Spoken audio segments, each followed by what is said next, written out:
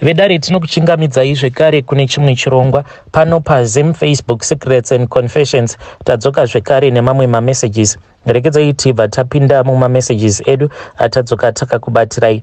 Message yedu yekutanga yakamira sekudai so: hanzi makadi zvenyu mukoma, ndinokumbirawo kuti munge muchindiposterawo nyaya yangu makavikawo chitupa changu. Mainge muri mugore ra2016 apo nemudzimai wangu patakashingirirawo kuti tinge tichiunganidza mari yakazoti yaungana ndokubva ndazoenda kuzimu ndikabva ndanotora license rangu class 2. Ndakazoti ndadzoka manje kuti ndinge ndichiwana basa apa experience ndainge ndisina.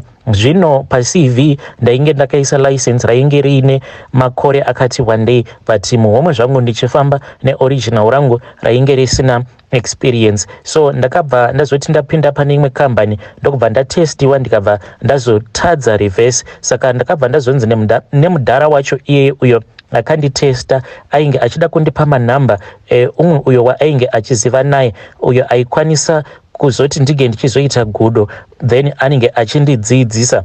Ndakabva ndazoenda ndikabva ndazotanga kushanda nemufesi uya even though paakaona kuti ndainge ndava neexperience but kuti ange achindichunira gap ainge ava kusada because ainge ava kutoziva kutoti iye ainge ava kutoita mudya ndigere, ndini ndainge ndichingofamba day and night ndichingodriver apa iye akangogara zvake pasite. At the end of the month mari ndiye ainge achingowana mari asina kana chaainge achimbondipa. Ndakabva ndazoti one day since passport yangu yainge yava kuda kuexpire ndakati ndiri munzira ndichitoenda kuMessina kuti ndige ndichinorenewa madays, then ndopa ndakabva ndazomisa rimwe truck ndichitoda kutohaika. So mufesi wacho akazondimirira akabva azondiudza kuti iye ainge achibva kuZambia apa ainge atori nezi brand new ziScania. Zvino takazoti totaura paya tichifamba ndikabva ndamuudza kuti ndainge ndaneta nekungoramba ndichingoshandiswa nemamwe matruck drivers vasingadi kundichunirawo gap. Akabva andiudza kuti boss wake ainge achitoda matruck driver but if I was free I would travel with him kuZambia because kwainge kuine load zvekare imwe yainge achida kuzotora kuti ange achizodarikira nayo achienda nayo kuDRC. Akabva ati I am going to test you then you can return back kana tava kuZim site. So mukoma ndakabva ndazorova Scania riya ndikatonakirwa ndikabva ndati ngatingoenderera mberi nerwendo. Mushure mekunge tasvika mumasvingo akati you can turn back, manumbers ako ndichatora. But ndainge ndava kutoda kutoti ange achitonotaura nabosi vake nditoripo because ndainge ndotyika kuti kana ndikagara ndadzokera kuSouth Africa iye aikwanisa kuzokanganwa nezvangu. So takazoti manje tava kuda kusvika kuKapiringozi ndokubva azomisa truck. So akati amisa truck akabva azotora chimwe chidende ndokubva aburuka akabva anditi ndinge ndichiburuka. Akabva abvisa bhutsu dzake ndokubva atanga kumwaya mavhiri ose etruck nemushonga, then akabva azotorawo mushonga uya akabva atanga kukwiza muzasi mehapwa dzake uye zvekare akabva azondipawo mushonga uya kuti ndinge ndichizozorawo muzasi mehapwa dzangu uye zvekare ndinge ndichizouzora muzasi metsoka dzangu. Ndikabva ndaita sekudaro. Takazoti tasvika kuZambia ndokubva azotaura nabosi vake naivowo vakabva vatotaura neni tikabva tazodarikira tikabva tazoenda kuFrancistown ndainge ndatowana basa. So mudhara uya akabva azoenda neni kune imwe n'anga kuZambia ndikabva ndazonopiwawo changu chidende uye zvekare nemishonga iyo yandakanzi ndinopota ndichimwaya mishonga iyaya mumavhiri etruck kuti ndisazoita accident. So mudhara uyu the reason as to why ainge akaenda neni kuZambia inhau yekuti iye makumbo ake ainge akazvimba but ndakabva ndatofarawo kuti situation yake yainge akatarisana nayo ndiyo yainge yakonzeresawo kuti ange achizotaurawo nemurungu wake kuti ndinge ndichizopinzwa basa. Mukoma ndakati ndapinzwa basa paya ndokubva ndatanga kushanda. Zvino mukoma nacho zvakazoitika ndezvekudai ndakazoti ndava kutanga kufamba ndiri ndoga. Ndakazoti ndawana rimwe load apo ndichifanira kuti ndinge ndichienda kunodeliver load riya kuBotswana. So ndakati ndava muBotswana mukoma ndopandakabva ndatanga kuchiva vakadzi avo vandainge ndichiona saka ndakabva ndazopika up umwe mukadzi uyo akabva atondiisa pamuyedzo. Ainge akapfeka kaminiskirt akatsvuka kuti mbu, apa ainge aine mamwe mazihips. Ndaingoti ndichidhiraivha ndichingoramba ndichimutarisa, iye akabva azozviona kuti ndainge ndichimuchiva, akabva andibvunza kuti uri kuzvida here ndinge ndichikupa. Ndokubva ndati hongu, ndainge ndichida kuti ndinge ndichimbomutestawo musikwana. Apa ndainge ndakanzi mhiko dzangu dzainge dziri dzekuti ndaisafanira kuti ndinge ndichizoita bonde mutrack nemukadzi asiri wewanano. I was only supposed to sleep with my wife having intercourse in that track, and ndainge ndisingabvumidzwe kuti ndinge ndichirara neumwe mukadzi asiri mukadzi wandinenge ndakaroora mutrack imomo. But mukadzi uya nerunako rwake ndakabva ndatoona kuti ipapo painge pachitoshanda tsumo iya yekuti midzimu haipi kaviri. Ndikabva ndatoti mukadzi uyu there is no time to waste, panapa ndava kutomurova lula. So pfungwa dzangu dzainge dziri dzekuti ndainge ndichazowana pasafe spot, then tobva tazoburuka mutrack, ndobva ndazorova makumbo panze. But akabva azoramba manje akati iye ainge achitya sezvo kunze kwainge kwasviba. Mukomanashe takabva tazongoita bonde mutrack muya. Zvino takati taita bonde ndokubva ndazomudropa ndikabva ndauya hangu kuSouth Africa, sezvo painge pasina kana chandainge ndakambosangana nacho. Ndikabva ndatongozviudza kuti zvose zvainge zvitori bo. Ndakazongoramba ndoenderera mberi ndichingosangana pabonde nevakadzi vakasiyana-siyana. Dzamara mukadzi wangu azotanga kurwara, so mudzimai wangu aigara achingondifonera achindiudza iye kuti pose pandinenge ndisipo ndiri kubasa aingogara achingorota achiitwa bonde nekamwe kadhara. Saka ipapo paainge achindiudza kuti ainge achingogara achingorota achiitwa bonde nekamwe kadhara, ndakangofungidzira kuti maybe dzainge dziri hama dzake idzo dzainge dzava kumunzwira godo neruvengo, sezvo ainge ava munhu ainge ava pamudya ndigere. Ndaingomuudza kuti iwewe namata apa. At the same time ndainge ndisingadi kuti ange achiziva kuti ndainge ndiine mishonga iyo yandainge ndakapiwa kuZambia yandainge ndichishandisa kuti ndinge ndichizozvichengetedza pandinenge ndiri muroad ndisazoita maaccidents. So ini ndaingomudza kuti aiwa, I think kuti zviri kusaidi kwenyu uri kufanira kuti unge uchinamata. Then muna 2020 ndipo zvinhu izvi pazvakazopanduka, ndikabva ndaita maaccident ainge achikwana iwo kuita matatu in 1 month. Ndokubva ndazodzingwa basa, ndokubva ndazodzokera zvekare kun'anga kuya. So ndakazoti ndadzokera kuya ndikabva ndaudzwa kuti ndaifanira kuti ndakazoti ndadzokera kun'anga kuya ndikabva ndanzi ipapo pacho pandakatyora mhiko ndikatanga kurara nevakadzi vakasiyana-siyana mutrack mangu, ndainge ndichifanira kuti ndinge ndichizodzoka zvekare kwairi n'anga iyaya. Ndobva ndazoiudza kuti sekuru, ndakoniwa mhiko dzedze dzamakandipa, saka toita sei? Saka n'anga iya yakabva yazoti dende iri rava kutoda ropa, uri kufanira kuti unge uchideura ropa remukadzi wako kuitira kuti iwewe usazofa. And at that time ndainge ndava kungogara ndichingonzwa musana wangu uchirwadza uye zvekare ndichidzwa dzungu. Saka mudzimai wangu akazofa mainge muri muna 2021, and iye paakafa zvakangonzi yainge iri corona, but ndini ndainge ndakamuuraya. Takazoti tichibva kurufu rwemukadzi wangu ndainge ndiine vana vangu vaviri, mumwe wacho musikana ainge aine 10 years panguva yacho iyoyo. Out of nowhere akabva angotanga kungoimba song yekuti ndimi makauraya, asi hazvina mhosva. Paakatanga kuimba kudaro zvakabva zvandivhundutsa. Nanhasi uno mukoma ndichiri kungodhiraivha matrack, but ndiri kudhiraivha hangu ezim rage. Mukoma nashe ndiyowo confession yangu iyi yandiinayo. Vedare ndo message iyo yandakatumidzirwa ichibva kuna mukoma vedu.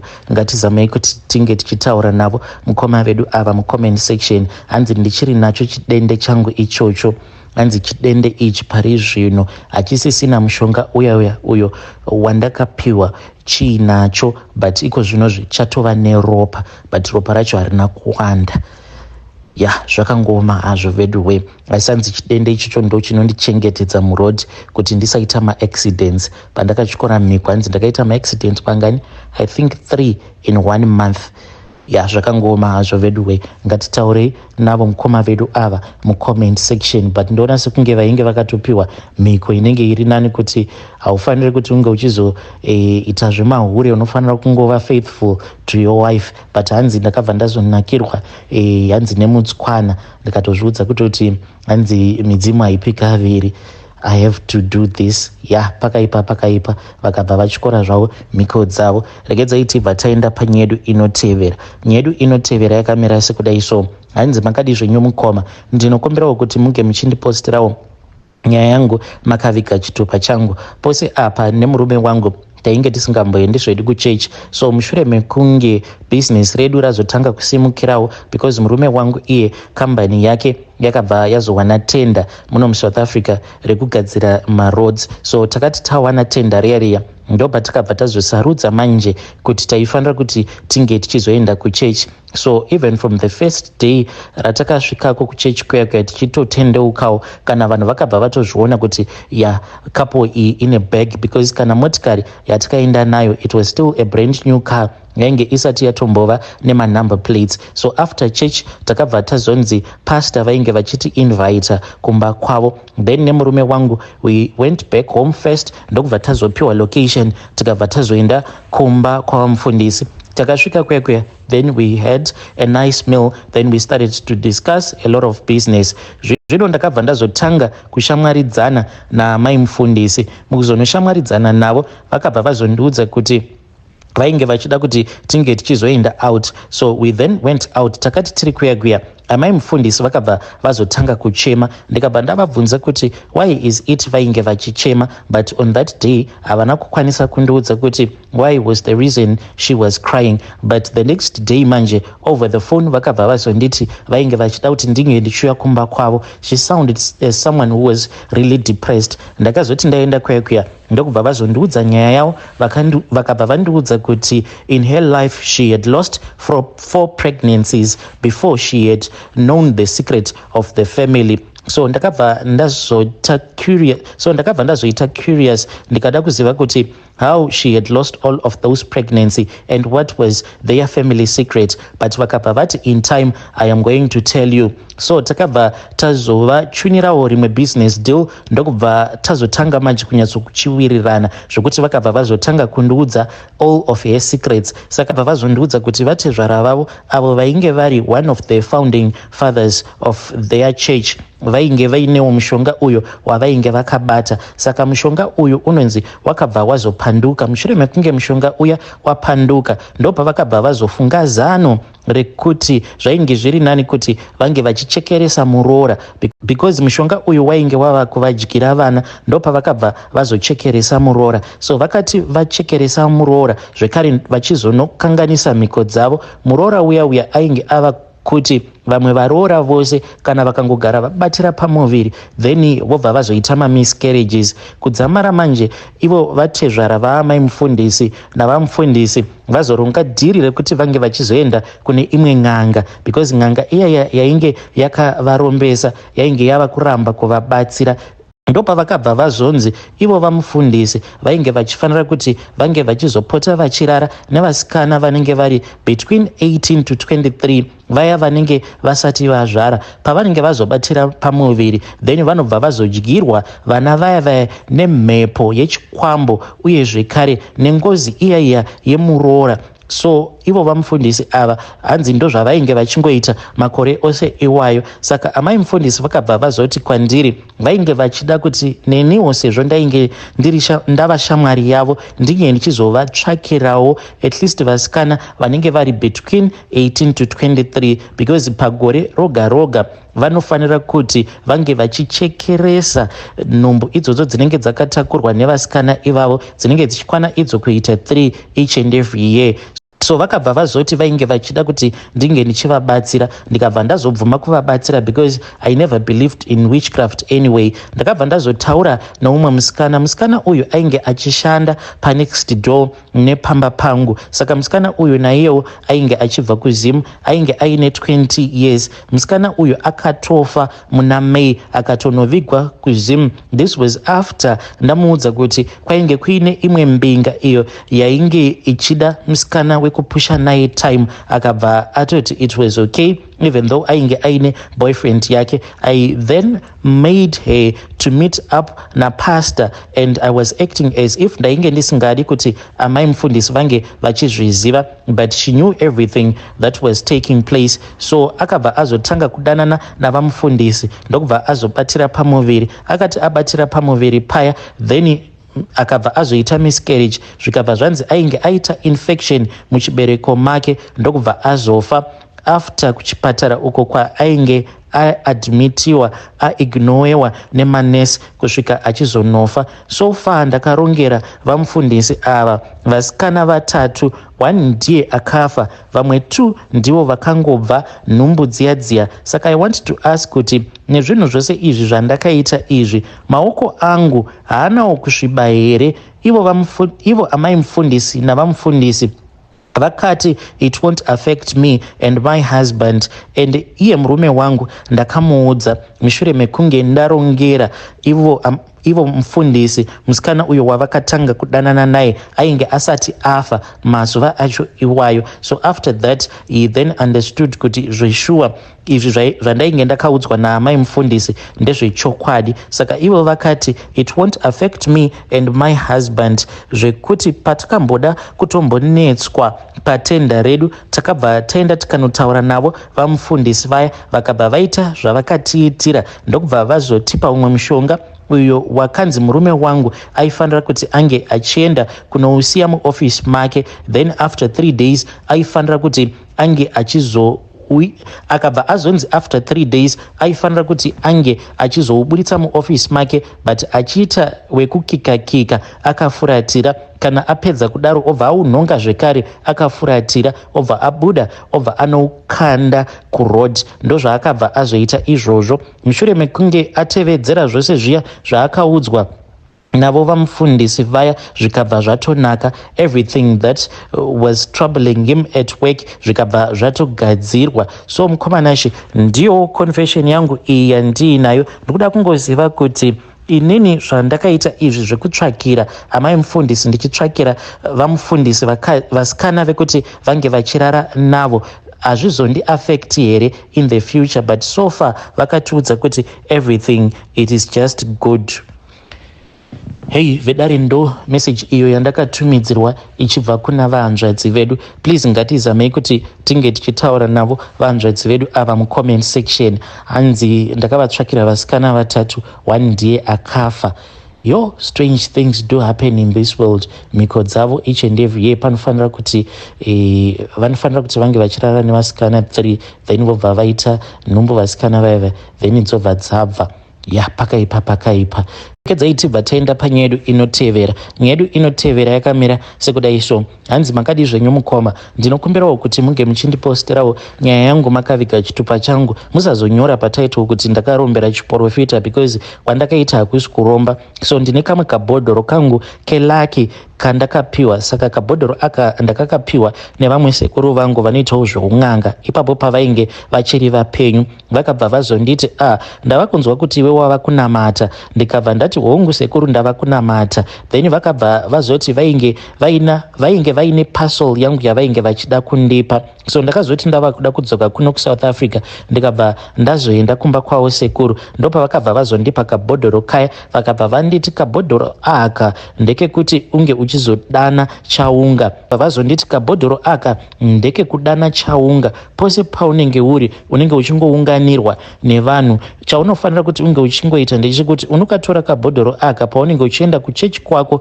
then wobva wazokaisa muhomwe. Saka ndinoti kana ndava kuenda kuchechi ndiye ndakapfeka shoti rangu mukati, then ndobva ndazoti garments pamusoro, but muhomwe dzeshoti ndo mandinoisa kabhodhoro ikako kelaki kanondidanira chaunga. Mazuva acho iwayo ndainge ndisati ndatombova mukuru wechechi, but nekuda kwekabhodhoro aka ndakabva ndazoitwa mukuru wechechi, ende nazvino ndini ndinotokontrola sowe iroro. Ende vanhu vazhinji vandinotobatsira vanotoya kwandiri vachindipa zvipo, asi ivo sekuru vangu vakandiudza kuti mushonga uyu ungori mushonga wekungoti ungogara wakaunganirwa nevanhu uye vanhu vachizokupa zvipo mushure mekunge wavabatsira. Saka mushonga uyu hauna kana mhiko, ungoriwo mushonga welaki, just normal lucky.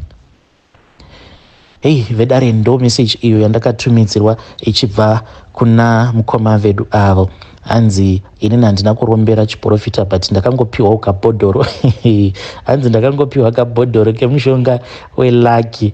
Hei zvakangoma hazvo veduwe, asi hanzi handina kuromba, kwesi kuromba uku, asi kabhodhoro aka kanongondibatsira kuti ndigare ndakaunganirwa nevanhu at all the times. Ya zvakangoma hazvo veduwe, ya pakaipa.